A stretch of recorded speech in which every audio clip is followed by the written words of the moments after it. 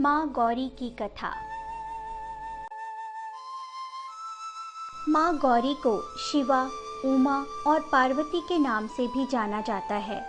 पूर्व जन्म में पार्वती दक्ष की पुत्री सती थीं, जिनका विवाह भगवान शिव से हुआ था। दक्ष ने भगवान शिव का अपमान किया, जिसे सती सहन न कर सकीं और उन्होंने दक्ष द्वारा आयोजित यज्ञ के कुंड में कूदकर आत्मदाह कर लिया। अगला जन्म सती ने पर्वतराज की पुत्री पार्वती के रूप में लिया। पार्वती को पूर्व जन्म की सभी बातें याद थी। पार्वती ने भगवान शिव को पुनः पति रूप में पाने के लिए कई वर्षों तक कठोर तपस्या की। तप में लीन पार्वती ने कंदमूल और पत्तों का आहार भी त्याग दिया। इस कठोर तप से पार्वती का शरीर काला पड़ गया। भगवान शिव ने देवी पार्वती की तपस्या से प्रसन्न होकर उन्हें पत्नी रूप में स्वीकार कर लिया। एक बार इंद्रलोक पर असुरों के राजा शुंभ और उसके छोटे भाई निशुंभ ने आक्रमण कर दिया। दोनों भाइयों ने देवताओं को पराजित कर स्वर्ग से भगा दिया। भगवान शिव ये जानते थे कि देवी पार्वती ही देवताओं को कष्ट से मुक्ति दिला सकती हैं, परंतु उन्हें इस कार्य के लिए मनाना आसान नहीं था।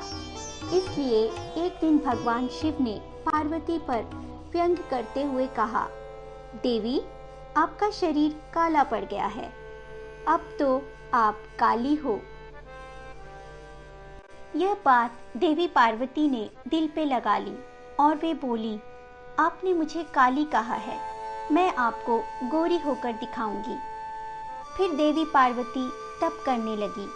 उनके तप से भगवान शिव प्रसन्न हुए और बोले, आप गंगा स्नान करें, इससे आप गौर वर्ण हो जाएंगी और गौरी कहलाएंगी।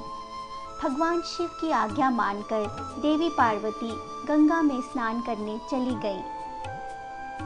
जब देवी पार्वती गंगा स्नान के लिए पहुंची, तब देवतागण उस समय गंगा तट पर शुंभ निशुंभ के कब्जे से स्वर्ग की पुनः प्राप्ति के लिए आदि शक्ति की आराधना कर रहे थे।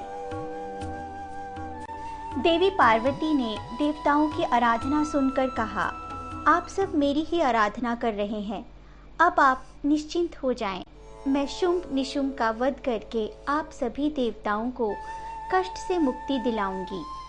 गंगा स्नान के पश्चात देवी पार्वती गौर वर्ण की हो गई और उनके शरीर से श्यामल वर्ण कौशिकी प्रकट हुई।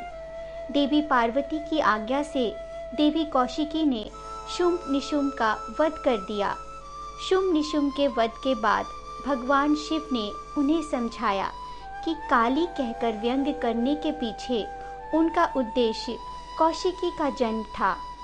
इस उद्देश्य के पूरा हुए बिना शुंभ निशुंभ का वध संभव ही नहीं था। तभी से पार्वती को माँ गौरी भी कहा जाने लगा। हमारा ये प्रयास आपको कैसा लगा, हमें कमेंट्स में ज़रूर बताएं।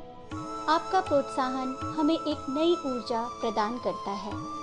कृपया लाइक, शेयर और सब्सक्राइब अवश्य करें। आप हमसे प्रश्न भी पूछ सकते हैं।